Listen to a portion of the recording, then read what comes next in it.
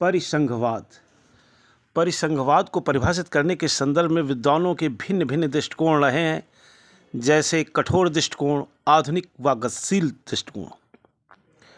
कठोर दृष्टिकोण के अनुसार परिसंघवाद की परिभाषा इस दृष्टिकोण के समर्थक फ्रीमैन व गारमैन के अनुसार संघवाद केंद्र व राज्यों के बीच संप्रभुता का विभाजन है, जैसे अमेरिकन संविधान। Professor KC. हियर ने कठोर दृष्टिकोण में अपनाए गए संप्रभुता के विभाजन को नकारते हुए एक नया सुधरा हुआ दृष्टिकोण अपनाया, जिसके अनुसार जिस तरह एक रेलगाड़ी के विभिन्न डिब्बे प्रकाश आदि इंजन से जुड़े रहते हैं, फिर भी वे अपने क्षेत्र के मामले में भिन्न होते हैं और उनका अपना स्वतंत्र क्षेत्र होता है, उसी प्रकार परिसंघीय सरकार में भी यद्यपि सभी राज्य संघ के रूप में जुड़े रहते हैं, फिर भी वे अपने अपने क्षेत्र में पूर्णतः स्वतंत्र होते हैं। इसी को संघवाद कहते हैं। जबकि गतिशील दृष्टिकोण के समर्थक डायसी सैविनी के अनुसार संघ व राज्य इकाइयों के बीच सहयोग, संगठन, सहकारिता की आवश्यकता होती है और इसी को संघवाद कहते हैं। अतः हम कह सकते हैं कि समय परिवर्तन के साथ संघवाद की दिशा सहकारी संघवाद की ओर बढ़ चली है। परिसंघवाद का सिद्धांत।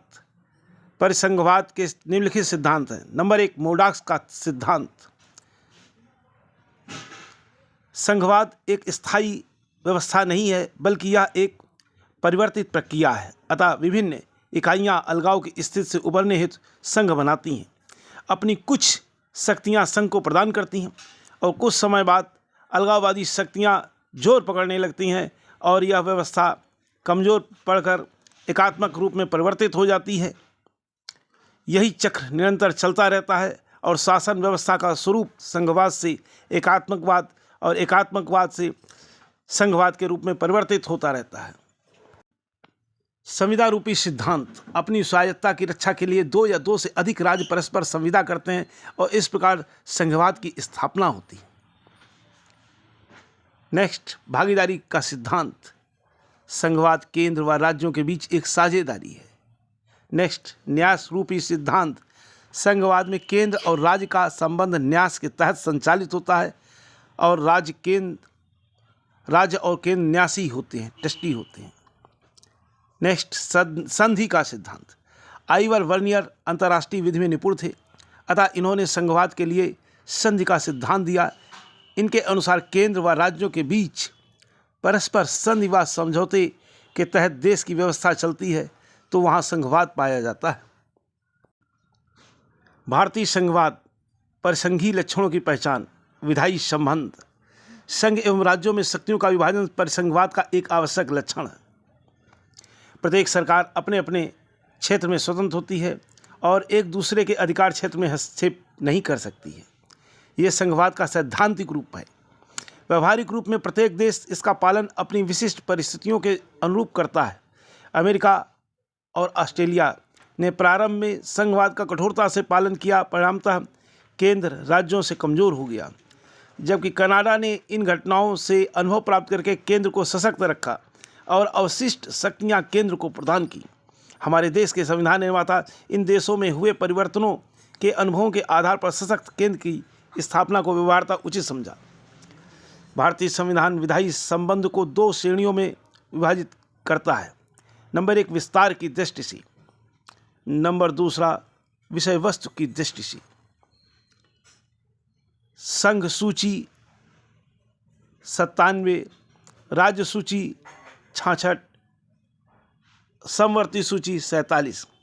विस्तार की दृष्टि से अनुच्छेद 245 इन संविधान के उपबंधों के अधीन रहते हुए संसद भारत के संपूर्ण राज्य क्षेत्र या उसके किसी भाग के लिए विधि बना सकेगा तथा किसी राज्य का विधानमंडल उस संपूर्ण राज्य के अलावा उसके किसी भाग के लिए विधि बना सकेगा।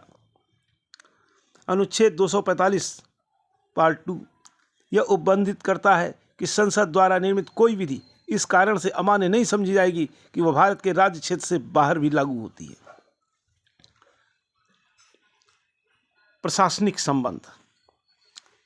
अनुच्छेद 256 से 263 तक प्रशासकीय कठिनाइयों को दूर करने के लिए हमारे संविधान निर्माताओं ने संविधान में आवश्यक उपबंधों का समावेश किया है और संसदीय विषयों के प्रशासन के लिए राज्यों के ऊपर आवश्यक नियंत्रण की शक्ति प्रदान की है। आपातकालीन स्थिति में तो राज्य सरकारें पूर्ण रूप से केंद्रीय सरकार के अधीन कार्य करती हैं। सामान्य परिस्थितियों में भी संविधान राज्यों के ऊपर केंद्र के नियंत्रण का उपबंध करता है।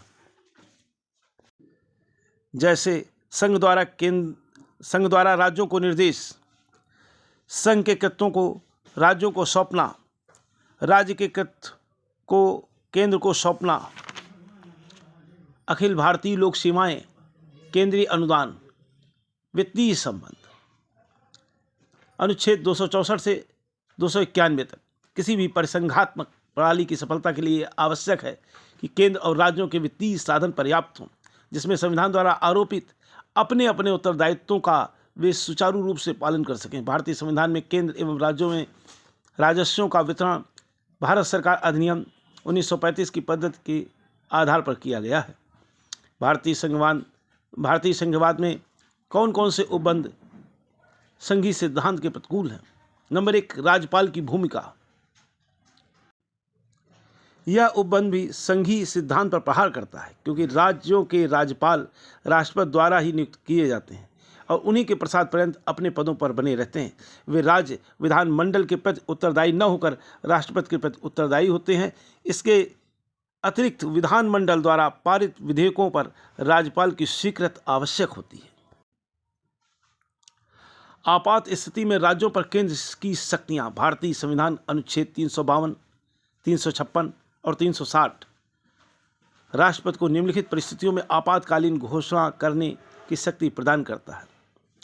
जब युद्ध, आक्रमण या सशस्त्र विद्रोह के कारण देश की सुरक्षा को खतरा हो, जब किसी राज्य का शासन संविधान के उपबंधों के अनुसार न चलाया जा रहा हो, जब देश या उसका कोई भाग वित्तीय संकट में हो, अनुच्छेद 360। जम्मू कश्मीर की विशेष स्थिति, अनुच्छेद 370। यदि जम्मू कश्मीर राज्य भारत का एक भाग है और प्रथम अनुसूची में विनिर्दिष्ट राज्यों की सूची में सम्मिलित है, किंतु निम्नलिखित मामलों में उसकी स्थिति अन्य राज्यों से भिन्न थी। जम्मू कश्मीर राज्य का अपना संविधान था। इस राज्य के लिए संसद की विधि निर्माण की संघ सूची और समवर्ती सूची के उन विषयों तक सीमित थी जिनको राष्ट्रपति उस राज्य की सरकार से परामर्श करके यह घोषित करता था कि वे अधिमिलन पत्र में निर्दिष्ट विषयों के अनुरूप है।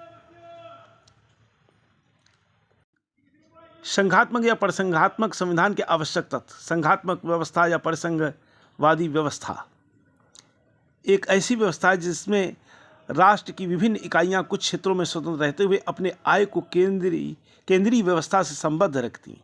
संघात्मक लैटिन शब्द फोडस से लिया गया है, जिसका अर्थ है संधि या अनुबंध। संघात्मक या परिसंघवाद का उदय इस निमित्त हुआ है कि विभिन्न स्वायत्त शासी पृथक, विभक्त या असंबद्ध राजनीतिक अस्तित्वों अथवा प्रशासनिक घटकों को एक राजनीतिक संघ में परिभाषित करके एक संघ में बांध रखें। प्रोफेसर डाइसी के अनुसार संघात्मक व्यवस्था का उद्देश्य राष्ट्रीय एकता व शक्तियों का राज्यों के अधिकारों के अनुरक्षण के साथ समन्वय स्थापित करना है। इसमें शक्तियों का केंद्र तथा राज्य इकाइयों में विभाजन होता है, अतः इस विभाजन की सीमा रेखा सुनिश्चित करने के लिए संघात्मक संविधान का लिखित होना आवश्यक है। नंबर 1, लिखित तथा अनम्य संविधान। नंबर 2, शक्तियों का विभाजन। नंबर 3, स्वतंत्र न्यायपालिका। और नंबर 4, संविधान का अनम्य होना। नंबर 5, संविधान की सर्वोच्चता।